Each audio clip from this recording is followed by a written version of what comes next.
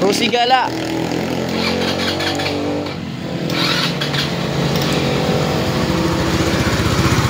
Ayan ah, narinig nyo ba? Yun oh.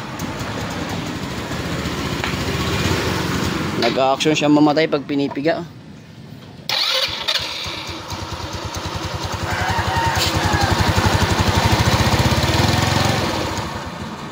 Tay.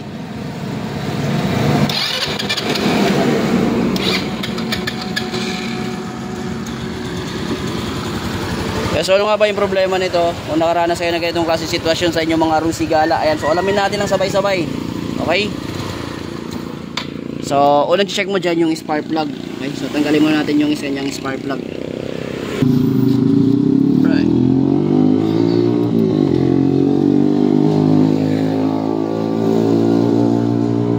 So dito sa kanyang spark plug cover, maluwag siya. So pag nagba-vibrate, cause din po ng palya. Okay. So spark plug niya luma na. Palitan natin. Sa labas pa lang kinakalawang na. Nagliwang ka na yun eh. Ano lang? Yan.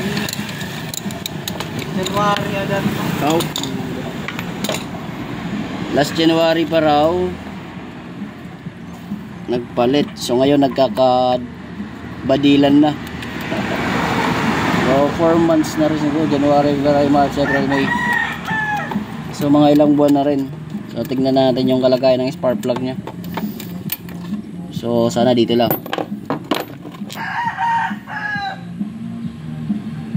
Alright. Yun. So maitim. Okay. Salpak natin.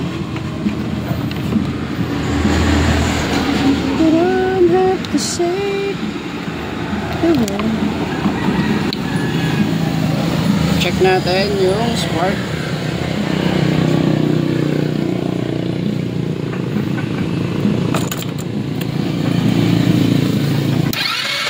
Ay, ano nangyari? Ba't sa gilid lumalabas? Ayun o, nakita nyo ba sa gilid? So, palit muna tayo sa spark plug ha.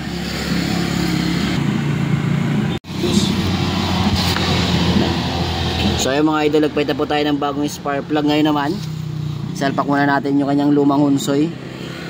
Hunsoy talaga yun, spark plug cover. At alamin natin kung may nagbago.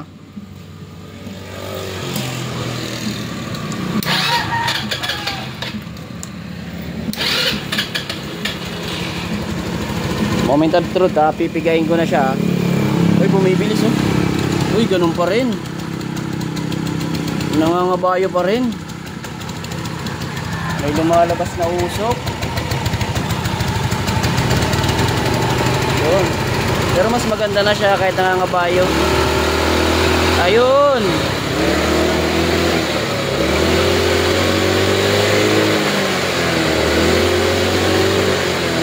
Ayun. So spark plug lang talaga.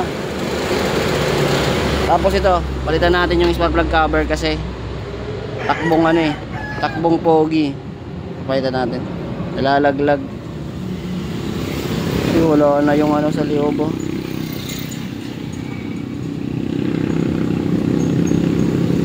Yun, try muna nating sikwatin na doon pa pala yung spring oh. Nakikita nyo ba may spring dyan? Ayan oh, spring. Sikwatin mo yan palabas. So yun, minaklas po natin yung kanyang filter. So marami na. Yan. Try natin ulit.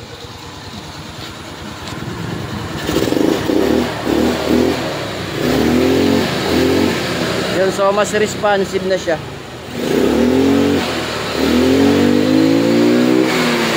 Ay sus! Sorry na brad, ayaw dito. Ay maso.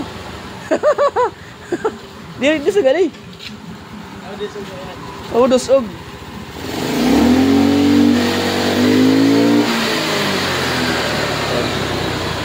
So patayin muna natin. Ayan, patayin muna natin. Start ulit. Yun. One click na lang. So maliban dun sa kanyang spark plug na tumatalon na, tapos inayos natin yung kanyang spark plug cover kasi pagbabibrate natatanggal eh. Okay? So check natin kung okay na yung kanyang spark plug cover, no? Mahigpit na. Kanina ginaganyan ko lang, nalaglag ito. Okay na. So okay na yung spark plug cover, pwede pa. Spark plug pinalitan na natin. Pero kung may budget si tropa, palitan na rin yung spark plug cover. Pero madali lang naman magpalit yan. Okay. Tapos dito sa kanyang filter, marumi na yata ng filter niya yun, no? Kita nyo naman. So palitin na to, pero kung wala pong budget si tropa, linisan lang muna natin. Kasi yun lang po yung naging problema. Ayan. So kung may naka-encounter kayong ganito sa inyong mga Rossi Passion o GY6, pwede nyong gawin, no? Pwede nyong sundan yung ginawa natin dito sa video. Opya. Op. Napatay pala doon sa taas. Sorry. Yun. Alright. One click.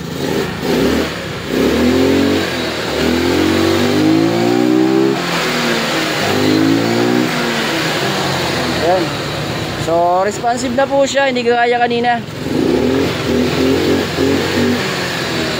Right. So, tingnan nyo yung kanina. Tapos yung ngayon.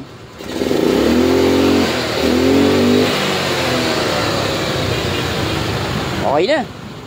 So inulit ko, kung may na-encounter kayo ng itong klaseng sitwasyon, try nyo pong gawin yung ginawa natin dito sa video na ito. Alright, so dito lang muna tayo. Peace out muna. Bye bye. Maraming salamat po. Ingat. Sticker mo kon, sticker. Sticker pa ako. Ha? Sticker mo kang yan? Yan. Sige daw. Okay na yun. Okay na? Kanina waray ko na, no? Pangaling rings.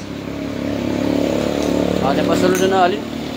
Kasi nga ako nagpapamutan ng tigil na yun ngayon. Nagkakaparang parang ang diningay. Mission coil. Ang diningay na yun. Naglulos. Ako ko tayo kung ito ba kung iniyatin na anda. Sobra na yun. Sobra na yun.